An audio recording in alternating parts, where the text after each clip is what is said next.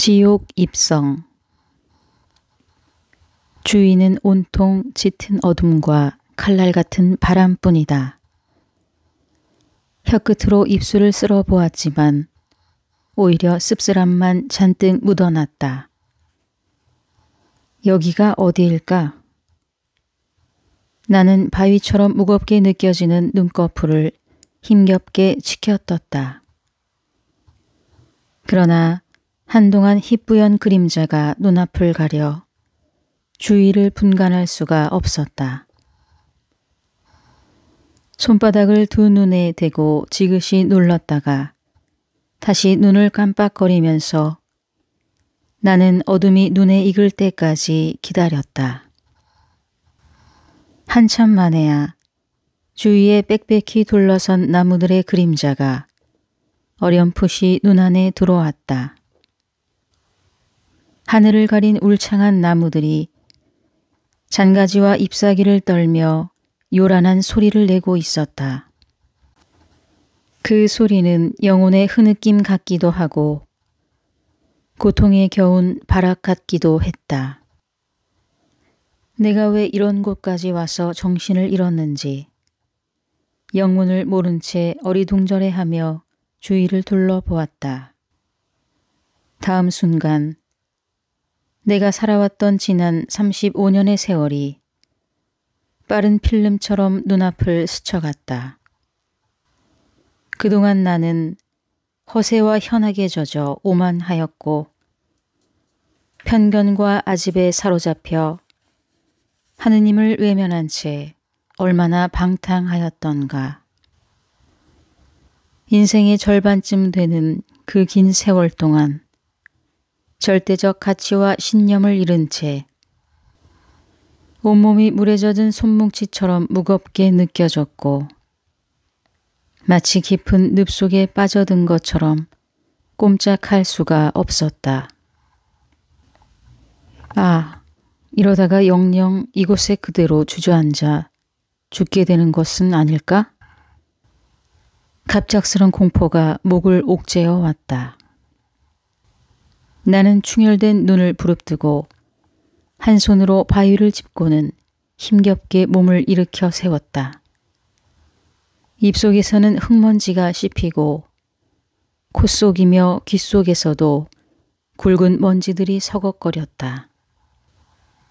무진 바람이 그동안 서서히 나를 흙 속으로 묻어가고 있었던 것이다.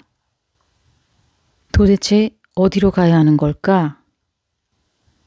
너무도 오랫동안 지표를 잃고 어둠 속을 헤매고 있었기 때문에 섣불리 발길을 옮길 수가 없었다. 우선 이 숲속을 빠져나가야겠다는 생각으로 발길을 언덕으로 향하였다.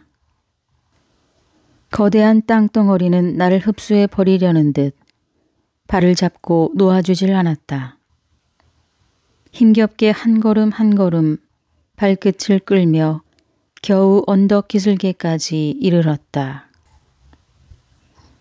그때 눈썹 사이로 살며시 빛이 스며들었다. 나는 안도감에 숨을 내쉬며 고개를 치켜들었다. 아, 서서히 밝아오는 새벽의 여명이여. 나는 빛의 황홀함에 젖어 지금까지의 모든 힘겨움과 공포를 잊은 채 감회에 젖었다. 나는 빛을 따라 오르막길을 향해 비틀거리며 필사적으로 걸음을 옮겼다. 그러나 다음 순간 나는 흠칫 놀라 발길을 멈추지 않을 수 없었다.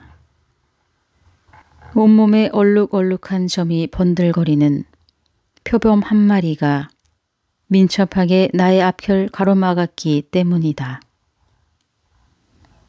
그 표범은 정욕의 상징이었다. 젊은 시절 나는 그 표범과 한 몸이 되기도 하였고 때로는 그 짐승 앞에서 무릎을 꿇은 채 애걸하기도 했었다. 다시금 유혹을 느끼며 마음속에서 꿈틀대는 세속적 욕망에 사로잡혔다. 언덕 오르기를 포기하고 저 표범과 다시 아래 세상으로 내려가 버릴까 하는 위험한 생각이 문득 머리를 스쳐 지나갔다. 뒤를 돌아보니 지금까지 지나온 길이 어둠에 가려진 채 까마득하게 보였다. 그러나 앞으로 나아가 언덕을 오르려면 더 힘이 들 것이다. 더구나 눈앞의 표범을 모른 채 하고 지나치기란 얼마나 망설여지는 일인가. 하지만 태양빛이 서서히 드러나자 이상스럽게도 나의 망설임과 공포가 어둠과 함께 조금씩 사라져갔다. 그러나 마음을 놓은 것도 잠시뿐. 이번에는 한 마리의 사자가 갈기를 날리며 눈앞에 나타났다. 사자는 폭력과 오만에 굶주린 눈을 번득이며 당장이라도 삼킬 듯이 포효하였다. 그 소리는 숲과 언덕과 대기마저도 두려움에 떨게 만들었다. 게다가 잇따라 나타난 늑대까지 탐욕스런 눈초리로 나를 노려보고 있었다. 먼지 뭉치처럼 잔뜩 말라 비틀어진 늑대는 전에도 수많은 사람들을 비탄의 구렁텅이에 빠뜨렸다. 그 짐승들에게 앞을 가로막히자 나는 겁에 질린 나머지 털썩 주저앉고 말았다. 이 언덕을 끝까지 오르겠다는 희망은 도저히 불가능한 일인 것처럼 느껴졌고 이제 목숨을 부지하는 것조차 어려울 것이다. 바닥에 주저앉은 채 조금씩 어둠의 골짜기 쪽으로 물러났다. 무엇이 두려워 앞으로 나아가지 못하고 이곳에서 뒷걸음질 치고 있는가? 느닷없이 들려오는 목소리에 깜짝 놀라 뒤를 돌아보았다. 이런 곳에서 누군가를 만나다니 상상조차 못하고 있었던 것이다. 나는 너무도 오랫동안 말을 한 적이 없었던 터라 말이 그만 목에 걸리고 말았다. 누구? 하지만 그가 누구든 상관없었다. 나를 이 위기 속에서 구해줄 수만 있다면. 저 좀 살려주십시오. 당신이 사람이건 귀신이건 아니 내 공포가 만들어낸 환상일지라도 상관없습니다. 아무래도 좋으니 제발 저를 좀 구해주십시오. 나는 마치 구명줄이라도 잡는 듯한 심령으로 그의 옷자락을 움켜잡았다. 난 분명 산 사람은 아니라네. 그러나 예전에는 자네와 똑같은 사람이었고 나의 부모는 북부 이탈리아의 유서 깊은 도시에서 사셨지. 난 줄리어스 시저 시대에 태어나 아우구스투스 황제가 다스리던 로마에서 살았다네. 하지만 불행히도 그때는 거짓 투성이 이방신들이 판을 치던 시대였지. 그는 온화한 눈빛으로 나를 내려다보며 말을 이었다. 난 시인이었다네. 저 거만한 일리온이 트로이 전쟁에서 패배했을 때 승자인 아이네이아스를 칭송하는 시를 쓰기도 했지. 그렇다면 당신은 로마 최고의 시인이던 베르길리우스가 아니십니까? 그렇다네. 오 베르길리우스. 굽이치는 강물처럼 언어의 근원이 된 분이시여. 모든 시인들의 빛이며 희망이신 시성이여. 저는 오래도록 당신을 공경하며 사모하였습니다. 당신은 진정 제 참 스승이었고 희망이었습니다. 또한 제가 자랑으로 삼고 있는 아름다운 문체는 모두 당신에게서 얻은 것입니다. 나는 눈앞에 서 있는 그가 평소부터 흠모하던 베르길리우스라는 사실을 알고 나자 너무나 반갑고 감격한 나머지 흥분하여 공포마저 잊어버렸다. 단테, 자네는 왜 이곳에 주저앉아 뒷걸음질 치고 있나? 기쁨의 출발점이요 환희의 원천인 저 산을 눈앞에 두고 오르려는 노력도 하지 않고 이렇게 쉽게 포기하다니.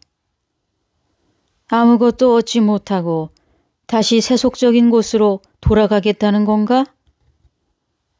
거짓과 죄악이 되풀이되고 쉼없는 고통이 들끓는 그 세계로? 나는 그때서야 등 뒤에서 으르렁거리는 짐승들의 소리에 퍼뜩 정신을 차리고 베르길리우스에게 바짝 매달렸다. 보십시오, 저 짐승들을. 제가 이 산을 오르겠다는 신념을 결코 저버린 것은 아닙니다. 그러나 저 짐승들과 맞닥뜨렸고 이렇게 궁지에 몰리고 말았습니다. 스승이시여, 제발 저 짐승들로부터 저를 구해 주십시오. 저들은 날카로운 발톱과 이빨로 저를 위협하고 있습니다. 그 공포 때문에 핏줄이 끊어지는 듯하고 심장의 고동마저 멎을 것 같습니다. 단테, 자네는 진정으로 이 산에 오르기를 원하는가? 나는 베르길리우스의 말이 채 끝나기도 전에 고개를 끄덕이며 애원의 눈길을 보냈다. 그렇다면 다른 길을 택하여 가는 것이 더 나을 듯하네. 저 짐승들은 여태껏 그 누구도 길을 지나가도록 그냥 내버려 둔 적이 없다네. 끈질기게 앞을 가로막고 지독한 학대 끝에 결국 잡아먹어 버리지. 그 천성이 본래 흉악하고 잔인하며 피에 굶주려 먹어도 만족을 모르고 먹기 전보다 오히려 먹고 난 뒤에 더 허기져하는 놈들이지. 베르길리우스는 잠시 말을 끊었다가 나를 향해 손을 뻗으며 부드럽게 말을 이었다.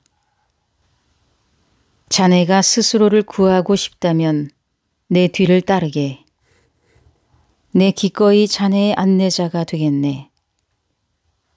이제부터 자네를 지옥으로 안내하여 그곳의 참모습을 생생하게 보여주겠네.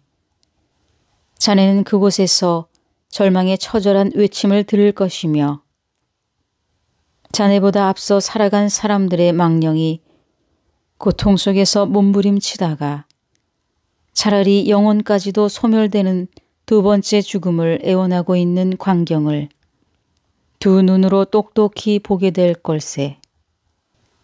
또 연옥에서는 불길 속에서도 행복해하는 영혼들의 모습을 보게 될 터인데 그 영혼들은 때가 되면 천국으로 들어갈 수 있다는 희망이 있기 때문에 그런대로 만족해하며 지내고 있는 곳이지.